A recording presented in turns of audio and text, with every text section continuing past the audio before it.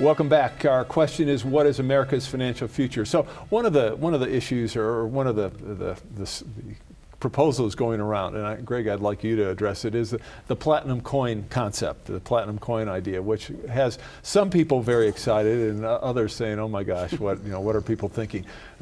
Give us a quick summary of that proposal and what you think of it. Sure. The platinum coin concept is the concept of generating a $1 trillion coin, a denominated $1 trillion coin, where Treasury issues the coin and then puts it on deposit with the Federal Reserve, so the Federal Reserve can borrow against that $1 trillion. Ultimately, it doesn't create any monetary value in the system. At best, it could create inflation in the future because you're producing something that has no value. And it is a mechanism that is being evaluated in Washington, D.C. to deal with what ultimately is excess spending. We're spending over $1 trillion a year, more than what we bring in, and producing $1 trillion coins to repay it isn't the answer. The answer is growing the economy, creating jobs, creating deeper and greater revenues into the country, reducing the spending, and doing that for a sustained long period of time to make up for the losses of the past. Now, Lynn, some of my Republican friends in Congress have said to me that if the president is not serious about cutting spending, that they are willing to use the periodic times when the debt limit is being reached as leverage, and that there may be a point where they would be willing to let the country go over that cliff or come to the point where it could not increase the debt limit for the United States government.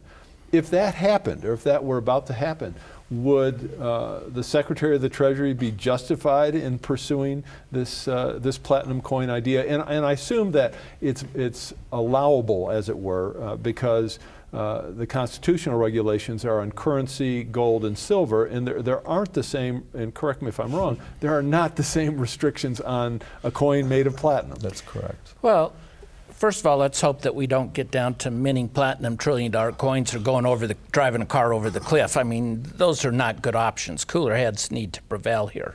But those are two very viable options these days that have a reasonable percentage of happening. The reason we don't want those to happen, and why I hope cooler heads will prevail, is a significant percentage of our federal debt, there's actually about 12 trillion that's actually held by others. Of the 16 trillion, the government itself holds about 4 trillion, so forget about that. So about 12 trillion, 14 trillion, big number though. 10% of that is held by the Chinese government.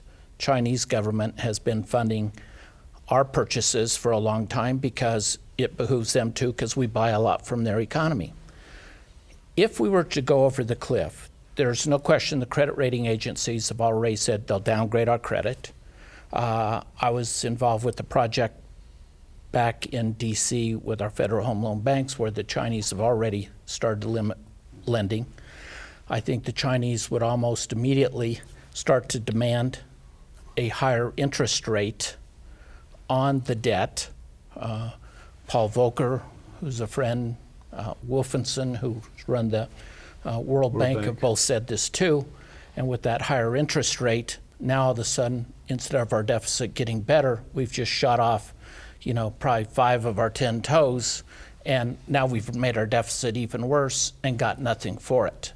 So if we were to do the drive over the cliff that some of the Republicans suggest, that would be terrible. If we mint the platinum coin, on the other hand, that will significantly devalue our U.S. dollar and the value of savings and investments in net worth of Americans. So that's not a good answer. Those are really not answers that anyone that is sane, not to say that people in Washington are sane, but it's not something that I think we'll get to on either side. Eventually, you hope that people use a little common sense from Lodge Grass, Montana, and realize that we got to get to a different answer than either of those. All right, I would argue that I think most people in the Congress know all of this. Mm-hmm. I think most people elected in the House or the Senate know the numbers, know how serious this is. They know that taking, and maybe the platinum coin might work as a immediate solution, but certainly the credit market reaction to that could be extremely negative. They know that with a $16 trillion debt, a 1%, not 1 basis point, but a 1% increase in interest means $160 billion in tax dollars shifting out of a useful purpose and being instead paid in interest. They know all this. You talk to people in the House, the Senate, and the administration. So why can't they get together, John, and hammer something out? What happened to the old days when you had an issue and you sat down with someone and talked to them about what the issue is, where the differences are, where the commonalities, and how can you find common ground? Again, it's kind of like me talking to one of our customers via the television or via the internet. You get nothing done.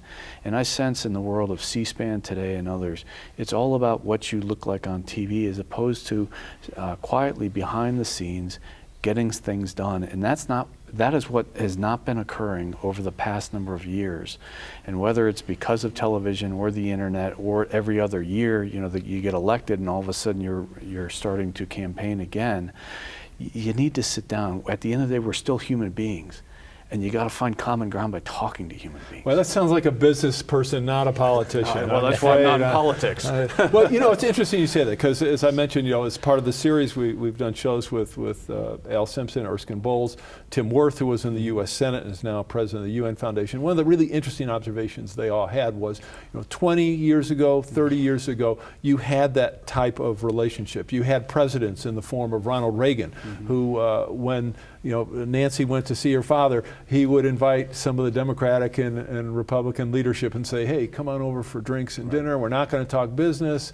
We're just going to tell stories." You had Jimmy Carter inviting people to the White House, Bill Clinton constantly inviting both sides of the aisle to the White House.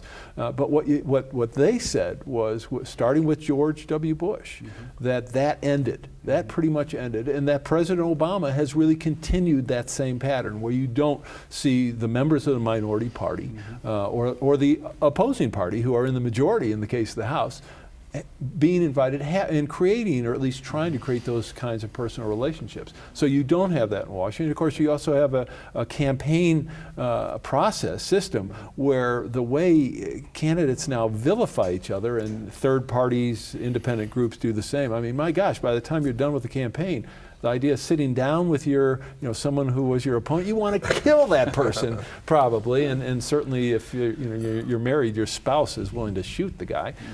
So when we come back, I want some solutions. You guys are dodging too many solutions. So we'll be right back with the answers to America's problem in just a moment.